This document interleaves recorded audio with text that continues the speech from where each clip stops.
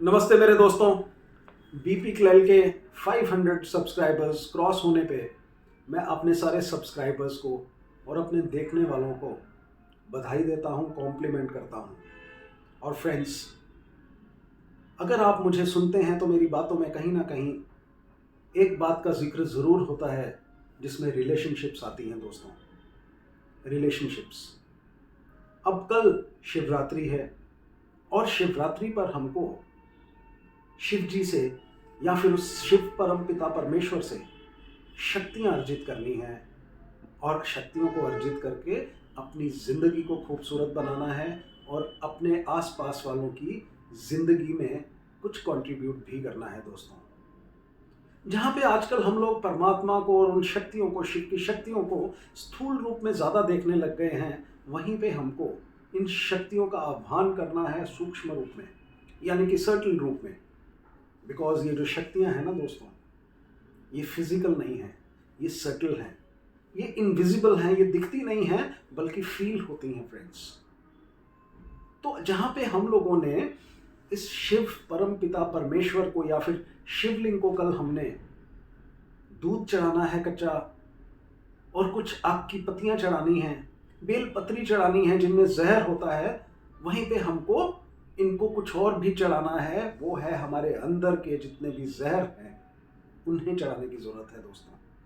क्योंकि ये एक प्रतीक है कि हम लोग जब आँख के पत्ते या फिर बेल पत्री चढ़ाते हैं, वो सबसे ज़्यादा जहरीले पत्ते होते हैं, हम उनको चढ़ाते हैं स्थूल रूप में दोस्तों। तो आइए हम लोग कल कुछ सूक्ष्म जहरों को भी चढ़ाएं जो हमारे अंदर ही हैं और हमको कमज़ोर करते जाते हैं। आजकल हम लोग बहुत कुछ खाते हैं, लेकिन ये भी नहीं समझते हैं कि खाते खाते हमको कुछ और भी चीज़ खाती जा रही है और हमको पता भी नहीं चलता है कि हम कुछ खा रहे हैं या हमको कोई खा रहा है। अब खाता क्या है हमको दोस्तों? हमको खाती हैं कुछ बुराइयां जो हमारे भीतर हैं, और इन बुराइयों में सबसे बड़ी जो कमज़ोरी और बुराई है या फिर सूक्ष्म नेगेटिव एनर्जी है ना दोस्तों, वो है स्केयर, फियर, डर।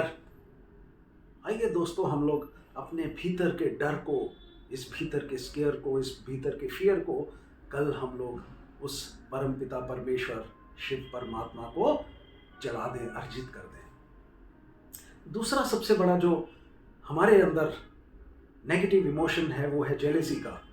जहाँ पे हम लोग पहले दूसरों को देख के जेलस हुआ करते थे दोस्तों, आजकल तो हम लोग खुद से ही जेलस होने लग गए हैं और हमारे खुद के जो अपने लोग हैं जिनके साथ हम लोग उठते बैठते हैं उनसे जेलस होना शुरू हो गए हैं।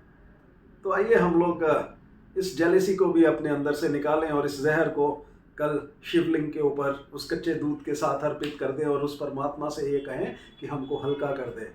तीसरी सबसे बड़ी जो हमारे अंदर नेगेटिव इमोशन है ना दोस्तों, that is anxiety, that is the spirit of competition and comparison. आइए दोस्तों, हम लोग इन जहरों को भी कल अर्पण कर दें उस शिव परमपिता परमेश्वर को, जो इस सृष्टि के रचयिता भी हैं और फिर साथ में सबको ले जाने वाले भी हैं, यानी कि गॉड हैं, generator, operator and then destroyer friends.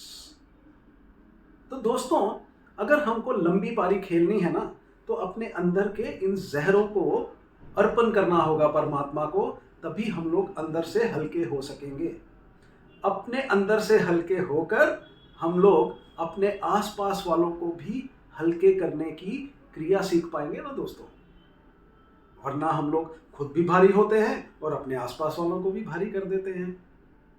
तो शिवरात्रि पे कुछ तो हमको हल्का होना ही पड़ेगा दोस्तों, और एक लंबी पारी खेलनी पड़ेगी, वरना हम लोग साइको सोशल स्ट्रेस का शिकार हो जाएंगे या फिर डिप्रेशन में चले जाएंगे।